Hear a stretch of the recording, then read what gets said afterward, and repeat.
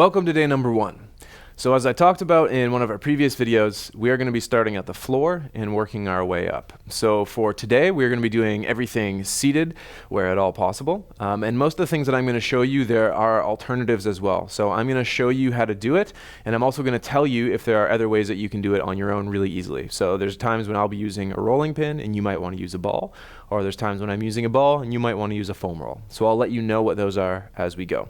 So for today, the first thing that we're going to start with, it's going to be a ball. So what I've got here is something that's like a really hard lacrosse ball. So it's rubber. It's got a little bit of give to it. This is for most people a really good place to start when it comes to rolling around on their feet. Some people, especially if you've spent a lot of your life on your feet and you have really kind of tough feet, you can actually use something as hard as a golf ball or even bigger than that if you want. So what I want you to start with is just get the ball flat on the floor, and you're going to get it right in the middle of the bottom of your foot. And what we're going to do is we're just going to roll straight front to back.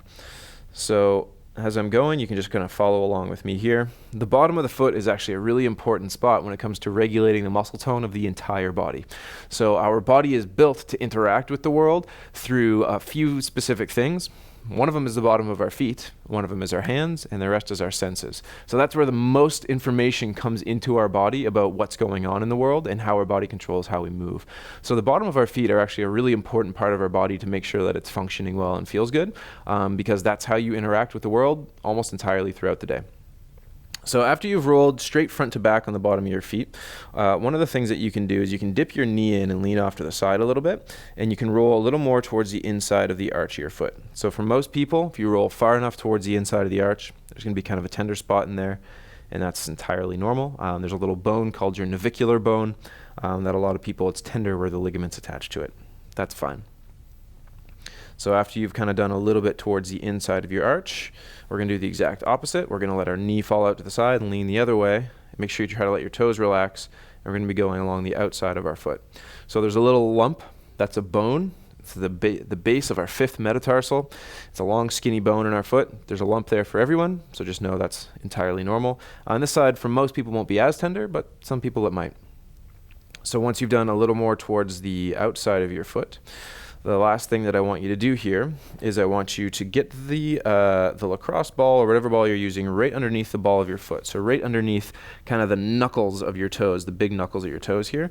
And I want you to leave your heel on the floor, and you're going to take your foot and you're going to kind of windshield wiper it side to side so that your heel stays put and you're rolling foot side to side like this. One of the main reasons being that we want all of the different knuckles of your toes to interact past each other. Your foot's not meant to articulate with the ground as one big claw. It's actually meant to be very similar to a hand in that it can move in a lot of different ways. So I want you to make sure that you're trying to get all these different bones in here moving past each other where you can, and just try to make sure that your toes are as relaxed as possible while you do that. Okay, let's switch over to the other side. So on the other side, you're going to do the same thing. We're just going to start by rolling straight front to back. So this is called the plantar surface of our foot. It just means the bottom of our foot. It's where we can get things like plantar fasciitis. One thing I want you to notice while we're going through here is that some people are going to get very tender as they push the ball towards the heel, right in the middle of their heel, or even towards a little bit the front of their heel. If you have a really tender spot on the very front of your heel bone on the bottom of your foot, I want you to leave that alone or be very, very gentle in that area. So a lot of people will actually have heel spurs and they don't know that they have heel spurs. And that's fine. You can have a heel spur and it doesn't have to be a problem. But if you push on it over and over again and irritate it and inflame it, it can become a problem for you. So if you have a tiny little tender spot right in the front of your heel bone, kind of right in here, then I want you to make sure you're very gentle in that area and don't go too hard on it. You might find you can get a little bit of relief if that's a spot that typically hurts if you roll gently, but you're going to need to do it over time. You're not going to get rid of it in one go. So after you've done the middle of your foot, I want you to lean away towards the other side so that you're getting a little more towards the arch of your foot in here as well. And some people, if they lean really far in, they're going to find the muscles right below the ball of the foot and their big toe. Those muscles are usually pretty tight, especially if you have a bunion or especially if you have a toe that starts to deviate towards the middle of your foot. Those muscles in there are usually pretty tight, and it feels pretty good to roll them out. So you can go straight front to back along the inside there. Once you're done with that, we're going to switch, let our knee fall towards the outside and lean the other way a little bit, and we're going to do the outside of the foot. Now remember, there's a little lump of bone out there. You're not going to do any damage. There's no problems with you rolling over it. And it's usually going to be a little less tender for most people, but you can spend some time there if you want. So that might be more tender on people that have repeatedly sprained their ankles or have ankles that roll quite often. But for most people, you're not going to be horribly tender on the outside. And then again, the last thing that I want you to do is to place your heel on the floor, put the ball right kind of in the middle of the ball of your foot, and we're going to press down. You can press pretty hard for most people, and you're going to roll side to side. So if you have arthritis in your feet or you have rheumatoid arthritis, this is going to be pretty tender, so you might not want to push quite as hard, but it's still something I would like you to do because it's going to get these joints and these bones all moving past each other that typically stiffen up. So we're just going to be back and forth, side to side, windshield wipering like that.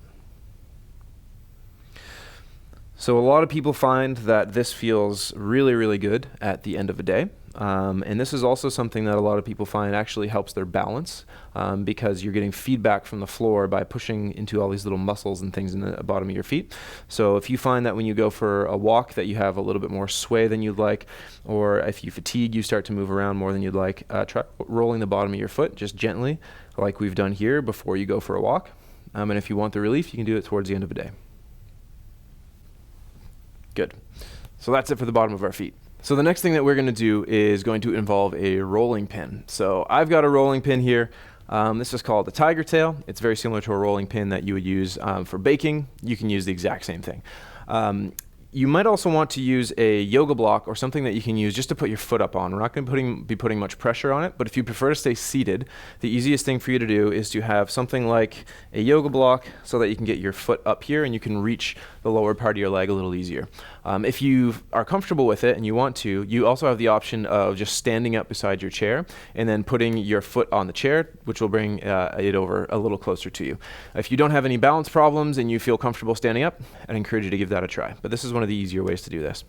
So we're going to be working next on a set of muscles on the front of our shin. So this is called your tibialis anterior. It's a big fancy Latin name, but essentially it means it's the muscle on the front of your shin. So if you go straight down the front of your shin, it's a pretty sharp ridge, and that's entirely bone. If you go towards the inside of your shin, it's almost entirely bone as well, because that same bone is flat in here. But the outside of your shin, this in here is a big chunk of muscle.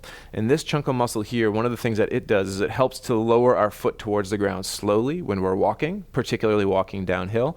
And it helps us control whether or not our toes are going up and down. So it's a muscle that is straight along the front outside of our shin here. So it's at about a 45 degrees. So if you take your rolling pin, you push it straight into the front of your shin, it's going to be on bone primarily. But if you rock it out towards the outside like that, then you're going to be primarily on muscle. And you can go pretty far before you hit another bone. So you've got a lot of leeway over here. Just don't go straight in the front. So all we're going to do is we're going to be slowly rolling kind of top to bottom in through here. If you go too far down to right above your ankle, you're going to hit nothing but bone. And if you go all the way up to your knee, again, you're going to hit nothing but bone. So we're going to want to kind of make sure we don't do the last 10 or 20% at the top and bottom. We're going to stick in the main chunk in the middle. So all I want you to do is to kind of slowly go top to bottom. And you're going to do 10 to 20 repetitions like that. And you can move a little more off to the side and a little more towards the front. Just try not to do it on top of bone. There's no damage to bone if you do that. You just want to make sure you're doing it primarily on muscle. So give that a try. Do 10 to 20 reps top to bottom with me. If you are the type of person that goes for a lot of walks, these can be pretty fatigued. And if you're the type of person that gets swelling in your lower leg by the end of the day, what I would do is rather than go top to bottom, is I would start at the bottom and just roll up towards the top. But this will actually usually help with some of the swelling.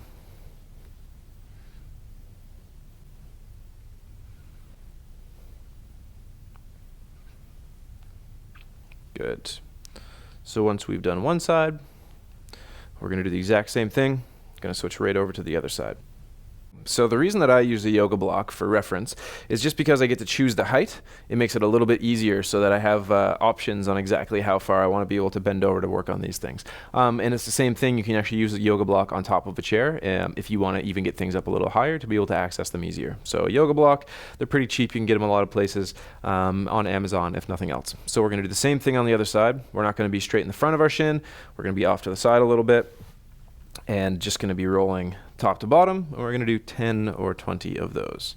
So a lot of people are going to find that about a third of the way from the bottom, or 2/3 of the way from the top, there's a little sensitive spot in there. That's normal. If you find that your ankles get really uncomfortable towards the end of the day, or if you spend a lot of time on them, they get uncomfortable, you might actually want to spend a little extra time around that tender spot there. That has to do with a nerve and how it interacts with some muscles. So you're not going to do any damage by working a little bit on that extra tender spot, as long as it's not on top of a bone or an area that you've had previous surgery. So again, 10 to 20 of these, top to bottom. And most people will find after 10 to 20 of these that it gets a lot less sensitive. It desensitizes a little bit and feels a lot better.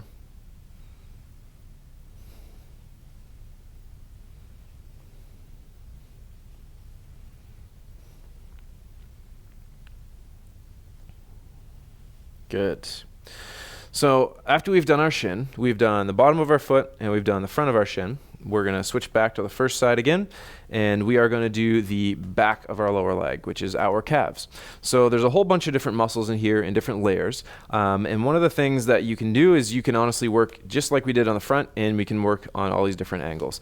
One of the things that I want you to potentially avoid, because it can actually be really uncomfortable for a lot of people, is going right into the tendon, meaning the very bottom here, right above your heel bone. There's a couple of inches there that there's really almost no muscle. It's almost all tendon. It's all collagen. So you're really not going to get a whole lot of benefit out of rolling over this area. It might feel okay for some people, but for the most part, there's really no benefit for us rolling in there. So we might as well just stick to the muscle part. And that muscle part is actually going to be quite different person to person. So I've got really long tendons and a very small muscle belly, which is kind of the typical profile of someone that's a sprinter or a runner or something of that sort. And a lot of people, it's the exact opposite. Their muscle bellies go really far down. So all I want you to do is really just avoid the bottom couple of inches on your calf. If you're rolling on tendon, it's not going to likely cause any problems. I just want you to focus on where your calf is biggest around more than anything else. So the easiest thing to do is to kind of take this either with an alternated grip, one hand up, one hand down, or a lot of the time you can just pick one whichever way you like. And you're probably going to want to have your foot not at 90, or your knee not at 90 degrees, but a little bit out in front of you, just so that you can access the upper part of your calf really easily. And we're going to do the exact same thing. So we're going to be kind of rolling top to bottom, and you're just going to pick where you want to put the pressure. So for a lot of people, just towards the outside a little bit, that's usually where we get a lot of tender spots, so a lot of people can do that if you want to work on the tender spots. But if you just want to get kind of a nice top to bottom massage, just make the whole muscle feel a little bit looser, then you can just go straight down the middle and then maybe do a couple of laps towards the inside or the outside if you want.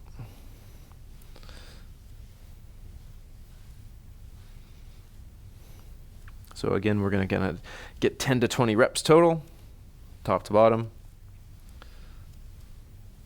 And towards the end, if you feel like you haven't got the upper part of your calf better, you can always straighten your leg, and you can do a little bit more in the upper half. It'll help you dig in a little bit more there. Good. So after we've done one side, we're going to do the exact same thing over on the other side. So if you're standing up on a chair with your foot up on a chair, you're welcome to just walk around to the other side or just switch legs. So we're going to do the same thing where we're just going to take and we're going to press straight forward, and we're going to roll straight top to bottom. So if you've had any kind of injuries in your lower body, don't be surprised if your calves feel very different. You're going to find that one of them will be a little more tender, or some will have knots and the other one won't, or it'll be in different places on side to side. That's pretty normal. Even if you haven't had any big injuries, even just a broken toe or a sprained ankle, usually our body reacts by using our muscles differently on that side. So don't be surprised if your muscles feel different side to side.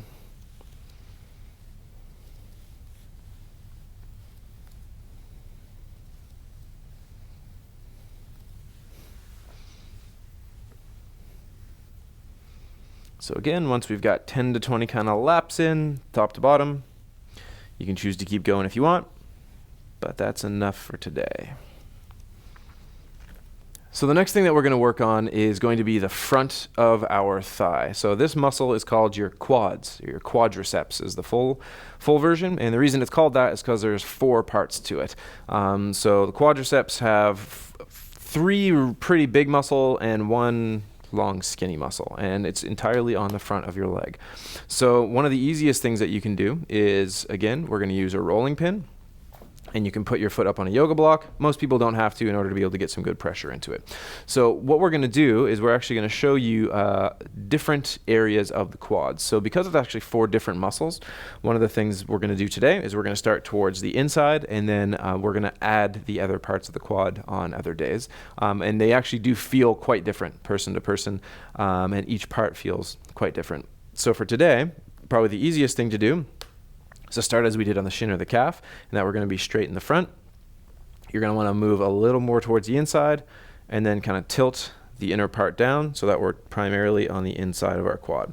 So there's a big lump here where the end of our quad is. If you roll off the end of that, you're just on bone and you're on kneecap. There's really not a whole lot of benefit to you rolling on your kneecap, although I'm going to show you something for your knee tomorrow.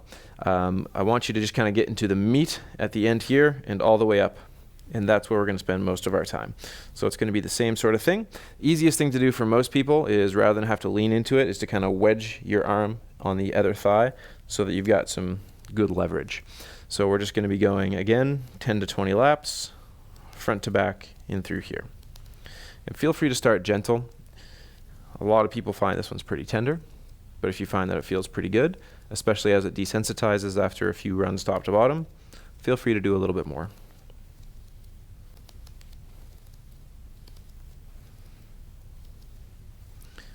So you'll notice my other leg kind of bobbing back and forth a little bit. And the reason it's doing that is just to help with the leverage. If I can distribute all the muscle that I use to create this little bit of self-massage, it's going to be easier on me. Good. So this is one of the muscles we've got to be a little careful with as far as the pressure goes. It's actually a very resilient muscle. It's one of the biggest muscles in our body. As a set, it is the biggest muscle in our body when you've got all 4 quads involved. But because of the way that we're seated, you can put a lot of pressure into this area really, really easily. So it's really important that you start gentle, because it's really easy to overdo it, especially if it's not particularly tender on you. So we're going to switch over to the other side. We're going to do the same thing. So if you start in the middle and then take your rolling pin, push it a little more towards the inside and then down a little bit so that we're at a 45-degree angle. And then we're just going to roll, and we're going to do 10 to 20 of these front to back.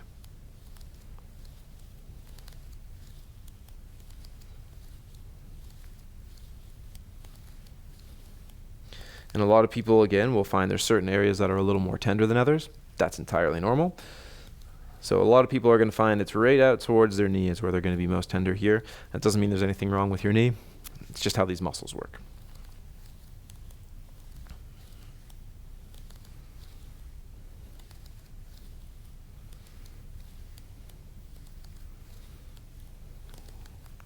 Good. So that's it for the quads. I'm going to show you some other parts of the quads in coming days, because there are certain parts. This is not usually the most tender. It's actually the outside that's the most tender. But for some people, this is where they're going to get a big amount of relief, and it can help with swelling a little bit as well. Our last movement for the day today, we're going to be working on a muscle that is called our TFL for short. That's just 3 letters. And it is a muscle that is usually located essentially right where the entrance to a pocket would be. So you're probably going to notice a theme on the things that we're doing today. It's not straight on the front. It's off to the side by about a 45-degree angle. So in order to really get at it, you can't actually have your leg up here, because you're actually going to hit your hip bone before you can really hit the muscle. So you've got to have your leg straight. It doesn't have to be that your knee is completely locked out, but you've got to have something kind of extended and open in front of you a little bit. It's because it allows us to put the pressure in towards the outside here. So it's not a very big muscle. It's for the most part, it's only about the length of this orange handle on the end of my tiger tail here. So it's not very big, and it's about the same width as well. But it's a really important muscle for us to work on, purely because it actually changes the tension of our IT band. TFL is short for tensor fascia lata. Cool Latin name, which in Latin just means it's the thing that actually tenses your IT band. And so when we work on this muscle, it can actually change the tone of all the muscles down the outside of our leg, which is an area that a lot of people get some pain, especially with long walks with a lot of hills. So what we're going to do, and depending on the pants you're wearing or whatever it is that you're wearing, you're going to be rolling over some bunched up clothes. That's entirely fine. All we're going to do is we're going to get into the front of our hip here.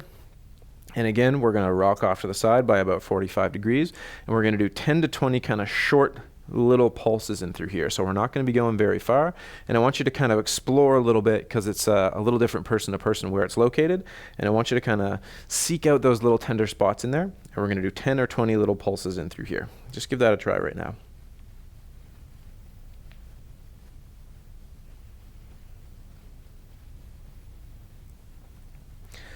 This is one that takes a lot of muscular effort from your upper body to be able to put the pressure into, so just know that you'll fatigue a little bit doing this one. That's normal.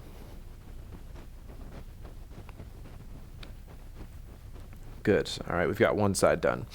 So this is a muscle that is actually very hard to put a lot of pressure into on your own.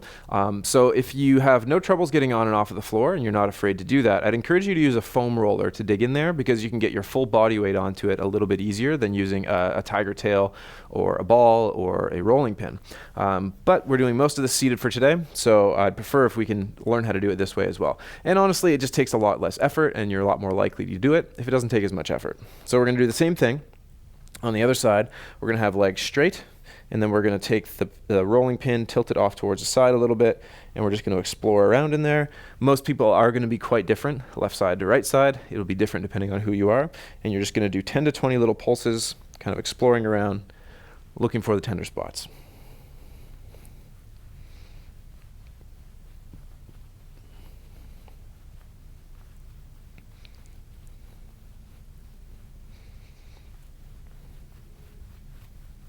Good. You can do that with a ball as well, and you can do this whole thing standing up, where you're just standing in a straight line and putting the same kind of pressure in there. That's it for day number 1. On day number 2, we're going to cover entirely different parts of the body. Look forward to seeing you then.